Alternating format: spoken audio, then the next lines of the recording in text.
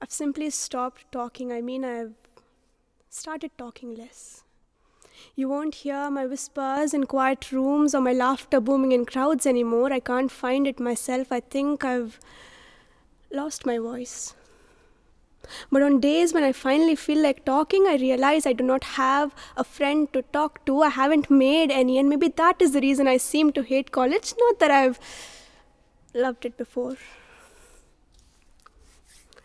Smile is the makeup I wear to cover my anxiety because I cannot let my face give away the chaos inside of me.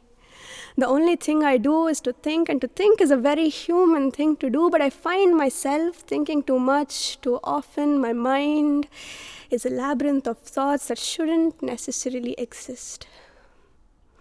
My therapist says I should give it some rest. What I won't tell her is the destruction I cause stays within the boundaries of my skin.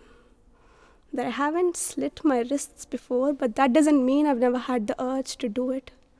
I tell myself only depressed people do such things, and depression is a big word. I am not depressed, only just a little sad. I haven't felt like myself lately. I feel like a stranger in my own skin. I wonder if this is how snakes feel, but that does not make me a snake, right?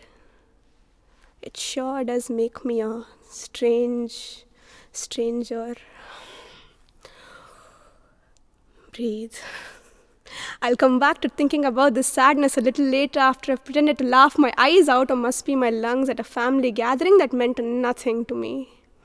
Breathe before I jump off that 16-story building after I said I needed some fresh air, or before I slice myself open to watch the life in me flow through my veins in vain because someone told me that when you hurt yourself, you forget the pain you are already going through. Breathe. Before I let my anger consume me, before I ruin mirrors and smash walls. Breathe. My mind is in an endless trauma, a condition I cannot label as depression. I cannot call it something it isn't, or maybe I don't want to. I want to scream, but I think I already am on the inside of my head, and it's all right that the person beside me has no clue that people like me are dying. Breathe. Before I jump off that building, breathe. Before I ruin mirrors and smash walls, breathe. Mother, I ask myself to breathe while I still can. Breathe because the sadness will go away. Breathe because I'm alive. Breathe because I'm still not dead. Someone told me you fail as a poet when you are writing about yourself. This is not a suicide note, not yet. But can you hear me asking for help anyway? Because I've simply stopped talking. I've started talking less.